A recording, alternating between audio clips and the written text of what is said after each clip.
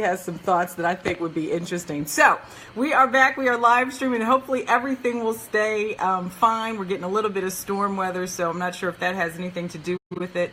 But I wanted to make sure at noon, as we said, that we were going to talk about some of the things that really irritate journalists, because it's important when you're reaching out to journalists that you kind of follow a system, because the littlest things will tend to get to us. Hi, Julian. How are you? Glad you can see me. Yay. That's always the first part of it.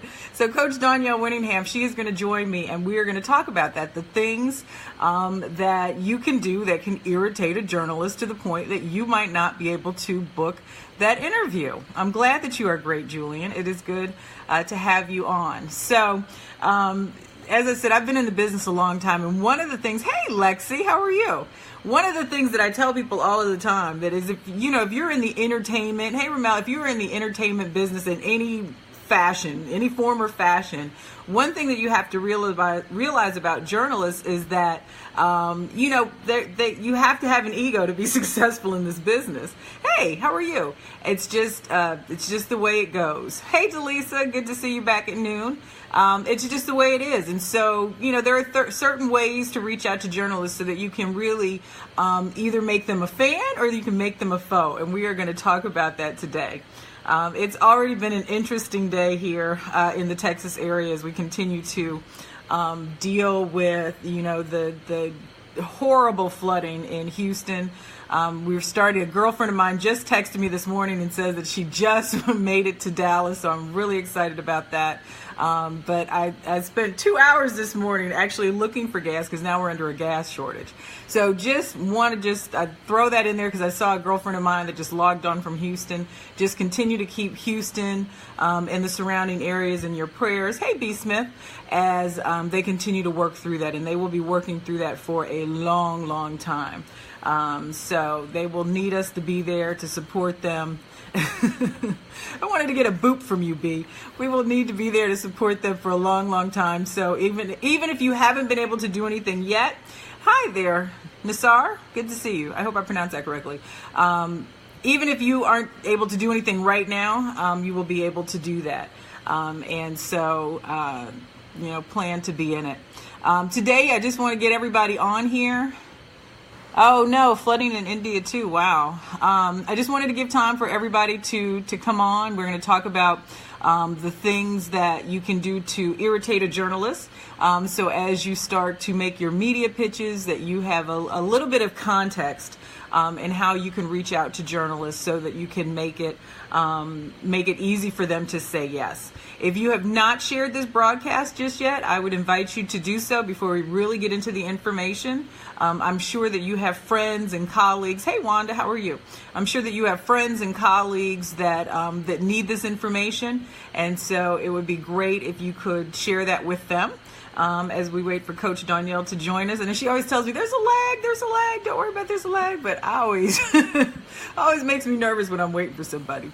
So she should be on shortly. But take this time now, like I said, to share, let people know that this is what we're about to talk about, that we're going to talk about the things that can irritate a journalist when you start to make those media pitches.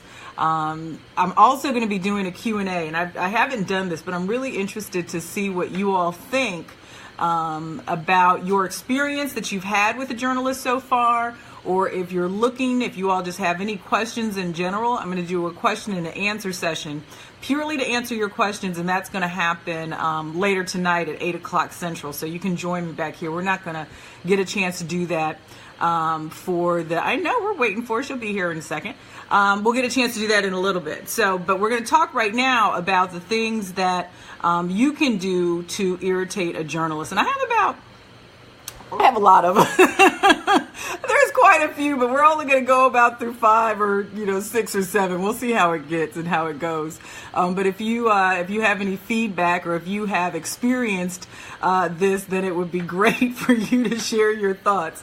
But as I said, just to preface this, that journalists, whether they're a producer or whether they're the on-air talent, there is always a level of ego involved, especially as you get up to the bigger media outlets.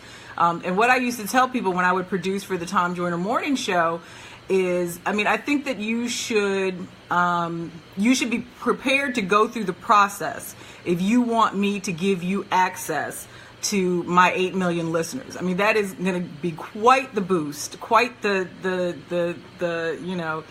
oomph that your business may need. And so you really should be very, prepared to kind of go through the process as that happens. So the first thing I tell people, if you want to just get on the bad side of a journalist, don't know the journalist's name. I would get emails all the time. First of all, a lot of people think it's a good idea to just have a kind of like a boilerplate or a template, and they don't personalize the emails. And so you'll get to who it may to whom it may concern, or to the producer of the show, and that's just never a good idea. I mean, it's fairly simple to find out who produces a show or who is the talent booker for a show. All you have to do is Google, or you can, most media outlets still have the front desk.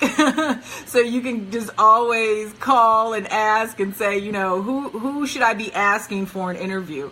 And get their name, get their information, make sure you have the correct title, get all of that together so that when you email, you can really make the pitch personal. You really want to be able to reach out to them. You really want to make them think that you put in the work, because you really should put in the work to get the kind of exposure that they're about to grant you.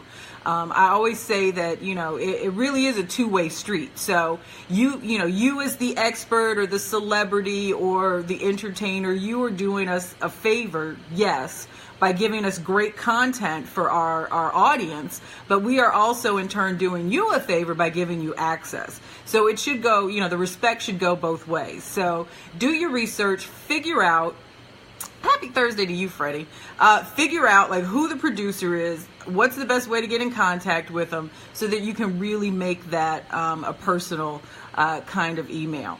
The other thing that I always suggest is to really pitch what people are asking for. And what I mean by that is, people will come up with 1,000 different things that they can pitch. And clearly, a lot of us are doing a lot of different things. And so one of the pitch what people are asking for. There are certain things that media outlets want, certain things. And there's Coach Danielle to talk about it. This is really her irritation. Girl, really I know I was irritated by Facebook that would not let me in this broadcast. They do not want me to be great. They're not going to keep us from being great. It is just not going to happen. I'm like, girl, Nikki, eyes coming. Eyes coming, eyes here. Why won't this Facebook corroborate with me today? I don't know. So before we finish talking about pitching what people ask for, tell everybody a little bit about yourself and your experience with are you putting on lotion? Girl, no, putting Splenda in my coffee. Girl, let me tell you something. This is live stream. Anything can happen. Oh my goodness. People that are used to live stream, they're used to. So now I'm going to stir my coffee, guys. I don't want y'all to think that I'm over here doing whatever. But just a little bit, for those of you who don't know who I am, of course, thank you, Nikki, for allowing me to be on your platform. But my name is Danielle Winningham. I'm a former JP Morgan Chase Vice President. And in making that transition from corporate America into being a full-time entrepreneur, it was critical that I utilize the media to establish my credibility. I was already in the banking industry for 14, 15. I left after 16 years in the banking industry, but I didn't have any street cred. I didn't have any entrepreneurial credibility. So I had to utilize the media to grow my credibility as an entrepreneur. And a lot of you who are just starting your businesses, a lot of people want to jump steps, and there are not a lot of steps you can jump, but you can utilize the media to help you build your credibility faster than you doing it on your own. And we kind of talked about that yesterday. But what Nikki was saying was one of my irritations is, and you'll learn this as you get started with us, is pitch what people ask for. If they ask for somebody to be a Valentine's Day expert, don't write them saying, hey, I'm not a Valentine's Day expert, but I sure know the Easter Bunny, because they're not going to care. Journalists are busy. They're in the moment, and they're looking for what they're looking for at that current time. And we're going to be doing a workshop on Thursday, September 7th, 9/7, at 9 p.m. Make sure you register today, bit.ly/cost of fame, COSTOFFAME. It's a free workshop. And we're going to be talking to you about, what are the good and bad costs, including hiring a publicist when it relates to your fame. But yes, pitch them what they ask for. And if it's outside of your lane, don't pitch it. Don't try to, oh, thank you, Julian. Don't try to make this humongous stretch. Just know that other opportunities, maybe with a different media outlet, are coming. But the worst thing you can do, and that's what me and Nikki are talking about today, is how to piss the media off. The worst thing to do to piss them off and get a black eye is pitch something that you're not really capable of standing as an expert in that field. And they're going to be like, such pitched me. She was a cake expert, and that girl baked cookies. And they're going to tell everybody, So yep. It's not as important to risk your reputation to pitch something outside of what they asked for. No, absolutely. And I tell people when I was producing, and I wasn't the only one who booked interviews, so it was really interesting. I mean, I would get probably 200 emails a day, 200 or more, just on people who wanted interviews. So it was really crucial that people knew the formula in order to get the attention. And there is a formula that you can learn how to better, get your open rate better. For journalists who are not familiar with you. Now, if I knew who you were, it was a different story, but I'm just talking about pitching somebody that is unfamiliar with you. I mean, it really is a big sea that you have to wade through. It's not like I just got your email that day. So you have to make yourself stand out. And you're right. If you pitch me something and I don't do my research, say I'm having a bad day and I'm off, and I end up granting you an interview and it's about, you know nothing about the topic, not only will you not be back on my airwaves again, but I will tell people, this is not, because we know you're not just pitching me. We know you're pitching other people. I will tell producer friends, this is not going to be the interview you think it is. I mean, but that's how people operate. And that's why it's so critical that we operate, Nikki, with an integrity. Yes. Because, you getting on that one show was not worth the risk of not getting on any more shows. And hey, Samia. Hey, Celestine, Altavis, I see you guys out there speaking. So, yeah, you got to make sure you stay in your, and I don't know why that's so hard for us as entrepreneurs overall. Some of you are out there and you wonder why your success hasn't come, but you frying chicken one day and combing hair the next, and your beauty clients are running around smelling like a bucket of chicken because you just will not choose a lane. And if you don't choose a lane, it's going to be hard to become an expert in that area.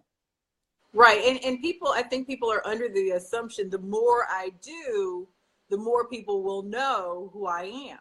But we're in a fast food society where people really only want what they want. So they don't want you for 10 different things. They really only want you for what you do best. And so it is more beneficial to pare it down and focus on your strength and blow that up, as opposed to having little fires here. You want the big bonfire. You don't want the little campfires that are sitting around. So you're right. You really just need to stick to what you know. And that's the same with media is the same as people. When you turn up on them 2 or 3 times like Hustle Man, and one day you got toasters for sale, and the next day you're selling, socks, that reputation is going to follow you as well. So you have to be careful. I think, Nikki, people think they're going to make less money by niching down, but it's not true. You make more money by becoming an expert, by becoming a leader in a particular field. You're going to make more money. Guys, by show of hands, who has shared this broadcast already? You know what we do over here. And thank you, Sisters Moving. I saw you just shared the broadcast. So if you've shared the broadcast already, thank you. If you've not shared the broadcast, by way of getting free information, hey, good afternoon, Bonnie, and that's right, Jamie, become the expert. Thank you, Jamie, for sharing. Share the broadcast. That's what we do in order to pay Miss Glorious Nikki Woods and, my old peon self. That's what we do. Hey, Trinette, good afternoon, baby. That's what we do to pay experts for spending time with you to help you get. Thank you, Samir, for sharing the broadcast to help you get your media life right. Absolutely. Yes. So thank you. Hey, Bonnie, good to see you on. So somebody checked in from Russia. That's hot. Hello to Russia. We have India checked in as well. Thanks to Lisa for sharing. We international, baby. Nikki Woods, global media company. Yeah, we roll internationally. That's just we global, baby. We intergalactic. So silly. The other thing that we talked about that I wanted to bring up is some people just pitch too much. So, and I appreciate persistence in anybody, but you have to, as you sip your coffee, at some point, you have to realize that there is a limit to how many times you can pitch somebody and not tick them off. Just saying. Mississippi, we're glad to have you. Columbus, Ohio, we see you too. So really, you have to pace yourself. So yes, if you send an email, do keep in mind that the journalist gets a lot of emails. So I'm not saying just email once and then you're done. You go away and you sit down and you wait for an answer. I'm not saying that.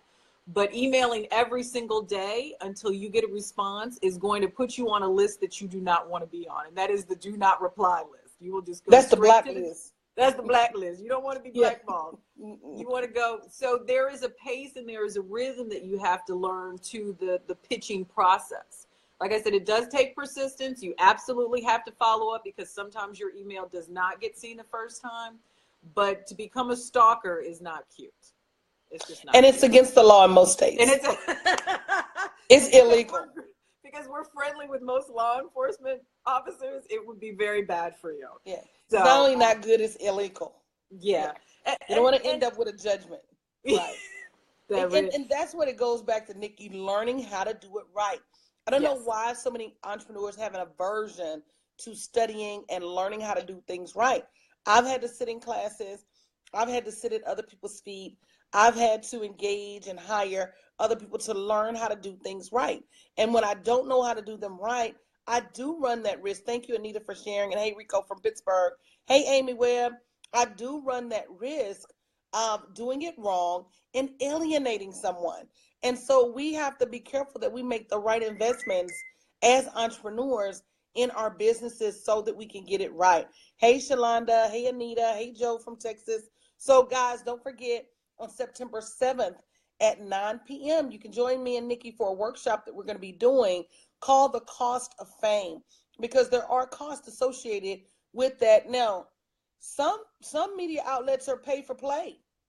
And that means you're not going to get on that media outlet unless you spend $5,000, $10,000, or $15,000. And we're not talking about that. We're talking about minimal investments that you can learn and be in a, hey, Chris, in a do-it-yourself environment and still get the access and the credibility and the exposure that you need. Hey, Amy. Hey, Antoinette. I saw Antoinette come in. Hey, Shantae. Yeah, because at the end of the day, if you have to pay for it, that's advertising. That's not pretty much. Yeah. So I mean, and whatever floats your boat is fine, but just be very clear that media, the end result of learning how to do this right is free media for your business, free exposure for your business. If you have to pay, that is technically considered advertising, and most major outlets. If to do that, you'll be talking to the salesperson. You won't be talking to the producer. Right, absolutely. And guys, this is what people resort to because they don't know how to get it on their own. So it's a virtual session at 9 p.m. Central Standard Time. I check time zone. bit.ly/cost of fame. It is a private session. You do need to register. Register now. How many of you have registered already? Say me. Hey, Antoinette, thanks for the love, baby. It's a free session, but you are required to register. So whether you're on Periscope, Instagram, Facebook, make sure you register for free at bit.ly/cost of fame. Tiana said she's registered already. Awesome, Tiana. Who else is registered already? Celestine says she's registered already. Very good. Who else is registered already? So yeah, there's a right way and a wrong way to do everything. You got to ask yourself. Charlene said she registered very good. Am I willing to make the investment to learn how to do it the right way? And thank you, Alto V's, for the notes. I appreciate that. Jamie said she's registering now. What else? What else they be doing, Nikki, to piss me Yeah. off? But I just doing? want to point out something that you keep saying, and it reminded me of a conversation that you and I had when we first met. Oh, thank you, Delise. I'm glad you registered. Is that your whatever growth you're looking for, whether it's with your business or your brand or whatever, is really a direct proportion to how much you're willing to invest in yourself. And so that was a lesson I had to learn the hard way, because everybody loves a good shortcut. But sometimes that shortcut does not take you to the promised land as you think. So, you definitely have to invest in learning the process the right way. One of the things that we also talked about was how social media can also affect your media. And people don't think about that. But the first thing that a journalist is going to do, and I just had this discussion with a client of mine whose social media, quite frankly, is a mess. And it just makes my job so much harder when I'm pitching, because the first thing a journalist does is they'll Google, and then if I know the journalist, if we have like a relationship, then they'll call me and be like, this is a mess, and I know it's a mess. And so you really have to pay attention to make sure that your social media platforms support who you are as the expert. Do y'all really want me to go there? I want you to go there. I think we need to go there. So listen, if your profile picture is you in your car in a seatbelt, or in the club with a drink in your hand, or with you in the bathroom mirror like this, don't send it to the media. Don't do it. Well, don't post it. You don't even have to send it. We're gonna find it. Don't put that on your social media. Yes. I mean, if I look for you to be a professional, I look for you to be a professional in every aspect. And a lot of you, this is where you get tripped up. You say, well, that's on my personal profile. Honey, once you start looking for media exposure, there's no such thing as personal. It's all fair game. And if you over here twerking on this page, how am I going to know you're not going to start twerking on my show? Baby, you can't come on my show with that. And what you've got to realize is that if it's out there, and this is just a PSA, this is just a public service announcement for all of y'all that are listening today. And if you haven't shared the video, share the video. If you're out there looking for a job, looking for a man, looking for credit, whatever, people are looking at you on Yes. social media. They just are. So the next time, I've seen people call in for work and then post pictures of them at the mall. Really? Really? You thought that was the right thing to do? Everything you do nowadays vis-a-vis social media comes back to you.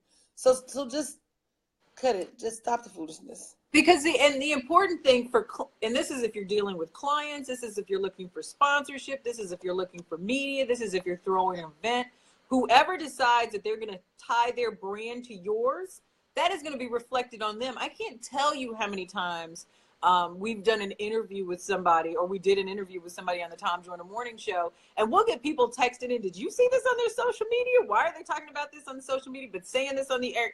I mean, people, if we don't do the research, our listeners will do the research for us. People messy, y'all. And if it's print, they have much longer to do research. So you really have got to be, and even though it's called social media, and yes, be friendly, and yes, be social, it really is about business now. I don't know too many people who use their social pages just to hang out. Girl, too many business people. Let me tell you something.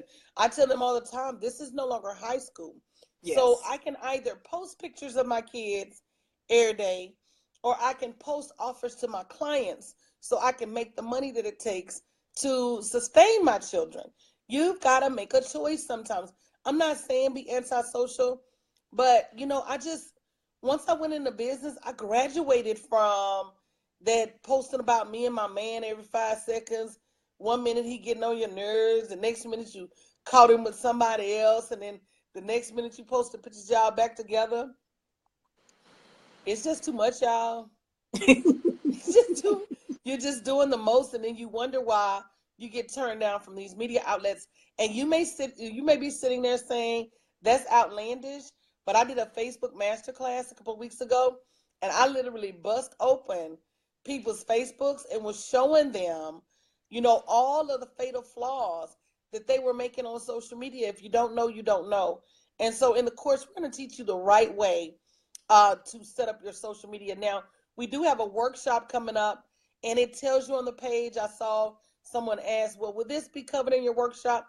It won't, but it will be coming up. It will be covered in our upcoming course that we're going to talk about on September 7th, 9/7 at 9 p.m. Central Standard Time, bit.ly/cost of fame. Heather, this is like just the tip, the tippity tip. The tippity tippity tip. The tip top of the iceberg. There's so much more. And basically what it boils down to is if you ride with me and Nikki in this course we got coming up, you're going to leave that course with the tools you need to get free media for a lifetime. Like seriously, with the assistance of like a VA that you pay a few dollars an hour, it's going to be amazing. And we're going to talk to you about that upcoming course in this workshop that we're having on September 7th. Now on September 7th at 9 p.m., bit.ly/cost of fame, we're going to be talking to you about what are your alternatives for hiring a publicist and how much a publicist and getting your own PR and your publicity could really cost for you. Yeah, I think people are surprised when, when I send out, I don't do publicity for a lot of people, but when I do, I send out rate sheets and they're surprised. I mean, you could pay a retainer of between $8,000 and $10,000 a month for PR, and that does not guarantee a month. And that does not guarantee that you're ever going to get media. Sure doesn't. All it does is guarantee that a publicist is going to work on your behalf, which is why which is why I'm so passionate about people getting the training that they, that Danielle and I are going to provide, because you really can do a lot of this yourself and get the same results. I think the only thing that, I may have that a lot of people don't have is, one, the knowledge that we're going to teach you. And two is the media contact list that gets my clients in front of the media. But we're going to teach you how to do that too. So, I mean, it really is, PR is an expensive thing, but I think that there's a lot that we can teach you and a lot that you all can do to put your strategy together to get the kind of media, hey, Ashley Nicole Brown, that you need in order to build your business. And what's so funny about that, Nikki, is I had in all of these 6 years, I've had a publicist one time for about 6 months because I signed a 6-month contract. And not only did she not give me any major media placement, all of the major media placement I've got myself, but she was sending us stuff that we had access to as it relates to reporter contacts and media contacts, and my team was looking at her with the side eye like, Coach, you gonna let her go because she ain't doing nothing we couldn't do ourselves. Yeah, and it runs the gambit. You will pay 8 to 10 for the average publicist. It goes up. It gets higher. It gets higher. And the thing that I love about what we're going to teach you in this course is that even if you do hire a publicist, because there are some great publicists out there. So even at one point you do decide you want to hire a publicist, at least with all of the knowledge we're going to teach you, you will know that they're doing the right thing for you.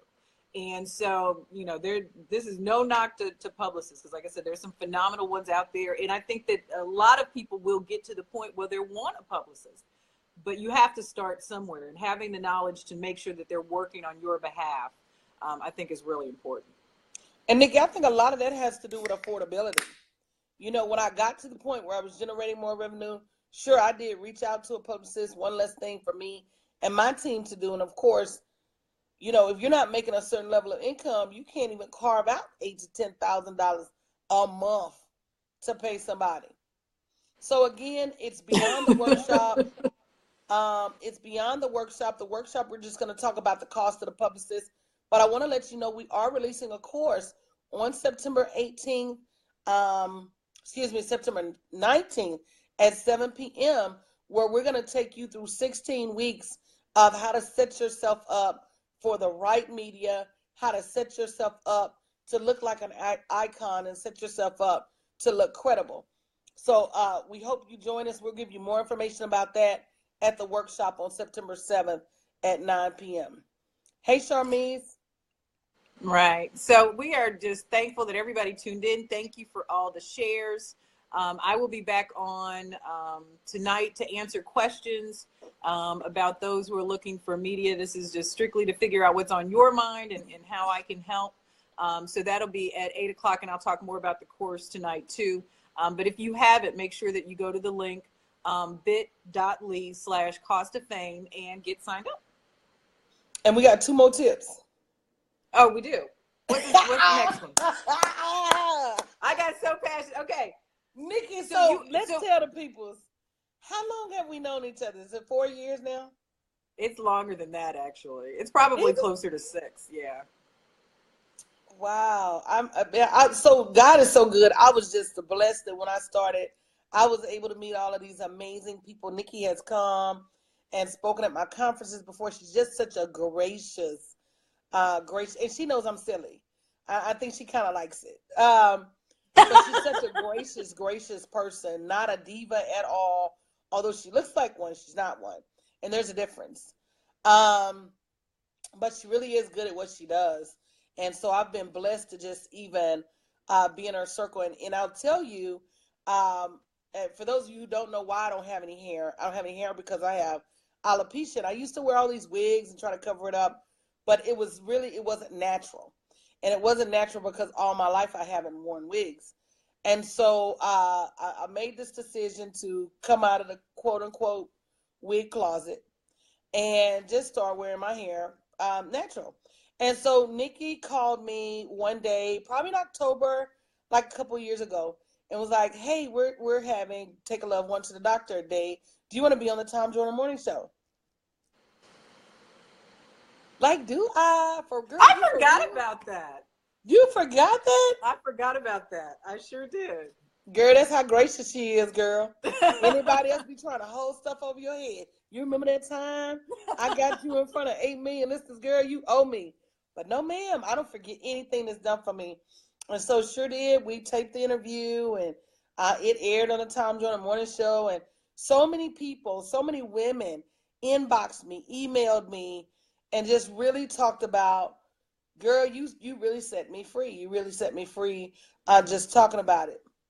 But I still didn't listen to the Lord. I kept wearing the wigs. I kept wearing them until one day, is there a link for Nikki? The link for the workshop is bit.ly/cost of fame. I don't know what you mean. Like a link to get in touch with Nikki. I mean, tell us what you mean and we'll help you out, bro. But one day I was on live stream and I had all of these contraptions set up and I turned them all off except one, and I didn't realize it was still rolling, and I accidentally took the wig off. You see them laughing. They know where I'm going with this. Took the wig off, camera still rolling on Facebook Live. People still sitting there watching Nikki. It was like, oh my Lord, okay, I hear you. And so I just stopped. It's been almost a year ago today that I stopped wearing wigs. I just gave up. But you know what? It's funny because but that's the kind of story that the media loves. I mean, yes, you're this fabulous wealth coach. You're a fabulous business coach. You're an amazing entrepreneur. But it's your story that connects your heart to the heart of the listener. And so that's what we need. And you live your story. And so it was an easy decision to put you on the air because I knew you and I knew what kind of heart you have. And so, or I know what kind of heart you have. And so, so that makes it easy for the media to say yes to you because you live your story out loud. And so for those, we go back and forth, like, should we show up perfect all the time so people think that we're these amazing people all the time? But what makes us amazing is all of the things that we've been through and all of the experiences that we've had, but we still can show up and do what we do. We can still show up and be parents. We can still show up and be entrepreneurs. We can show up and be great coworkers. But it's the story that makes you so unique and, makes you who you are and why you do what you do. And so that's a perfect example of being magnetic to the media because, you got that because of one thing, but then it opens the door to other things. So. And Nikki, that was so well said. Oh my goodness, I got chills. But that means that everybody has a story. Everybody has a story. And that means when we live in our authenticity, everybody's magnetic to the media. Everybody has the potential to be magnetic to the media. Absolutely. When we live in our authenticity, when we live Absolutely. in the truth of our story, when we live in the truth of what we've been through, it's going to resonate with somebody in the world, and the media knows that. Absolutely. And that was one of the reasons I got so many women impacting me, contacting me saying, hey, you impacted me with your story and your bravery and the way you're dealing with the hair loss. And I'm not going to lie. At first, I was like Samson. I thought it was going to cripple me, you know. Oh, my God, my hair is falling out. You know, I'm from the land of braids and perms. So if you don't have hair in the country, you know, you got a problem. But you're right, Nikki. That brings us to our next point is, are you an expert at the story you're telling? Mm-hmm. Are you an expert? Are you the go-to person? And media outlets want to be able to Google you and see, you know, those stories being told over and over, and something that points back to you as an expert. And Nikki brought up a good point earlier. She was like, that's why sometimes you got to go local media first. You want to talk about that, Nikki? Yeah, I mean, I think that it's so funny because, and I hate to break people's hearts, but like everybody is not going to be on Oprah. Everybody is not going to be on Dr. Phil, because there's just no room. It's not even that the value isn't there. There's just no room. And so I always encourage clients, and when I speak at events, I always encourage people to start local, start at home. There is nothing better than a homegrown, gone good story. So if you have anything, start with your local television stations and your local newspapers, and get the track record that you need in order to entice some of the bigger boys that you really are ready to play.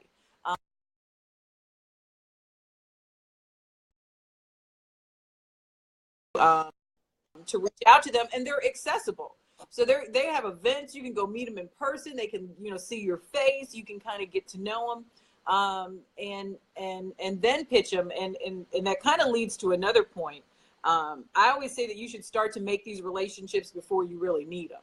So, you know, it really is like, if I know who you are, if I've met you at an event, or you send me information, or you repost something that I've posted, I mean, your name starts to become familiar to me. So when you send me a pitch, it's not like I don't have any idea who this is. So really, when in your hometown, start to meet those local reporters and to meet the local journalists who may know somebody at Oprah, who may know somebody at, you know, Dr. Phil or at CNN or wherever it is you're trying to go, and, you know, start to make those contacts. And you know, you brought up a point, Nikki. A lot of things that we do is about relationships and who we know. Absolutely. And, you know, if I had known you, I would have never been on the Tom Joyner Morning Show. You know, that wouldn't have been something that was in my range. It's not what you know. Sometimes it's who you know, and sometimes it's a combination of both. So Absolutely. We're going to teach you who to know. And sometimes you have to make sure that you do due diligence and make those relationships, which brings us to our last point. Don't turn down the local experts thinking that, oh, well, I can't work with you right now because you just Channel 1 News, Menudo. I'm waiting on Steve Harvey to call me. Baby, I've been on the Hispanic stations, the Asian Pacific stations, the all access stations. I was on everything because I didn't feel like I had room to turn anybody down. And media is media, and it's such a great time that we're living in now, because there's so many different forms of media. There's so many different media outlets. And the thing that they all have in common, whether it's, you know, CNN or it's Blog Talk Radio or it's your newspaper, is that we all need content. We all need content. And some of us, some of the local stations, some of the smaller media outlets, some of the online blogs, they are clamoring for you. They are looking for you. They need you. And so you need to position yourself so that they can find you, and that you know how to then work that contact, but then also leverage it to get bigger media. So, I mean, if 3 people that are potential clients hear you, that's 3 more than you started with. But you have to start somewhere, and you have to start building that. I show up for everything. Like, I don't care who you are. I mean, if people, you know, sometimes people are surprised that I even say yes, but I know how important media is. So I don't turn down. In fact, I have an interview in like 10 minutes. I don't turn down interviews. I don't care what the outlet is because I know it's the clients that are important. In most media outlets, you know, have potential clients for you to share your expertise with and share your value with. You know what, Nikki, you're absolutely right, girl. Let me tell you, everything happens when you're on live stream, right? So my son had left the front door open, so there's this one fly. And so if you see my eyes like cutting back and forth, there's this one fly. Anyway, join us on September 7th. And no, don't just join us. I want you guys to each commit to inviting 10 friends. If you commit to inviting 10 of your business buddies, 10 of your business besties, 10 of your business friends, say, hey, there's this event going on. That's going to talk about the cost of getting media. Say me in the chat. All you have to have them do is register at bit.ly/cost of fame, cost of fame, COSTOFFAME.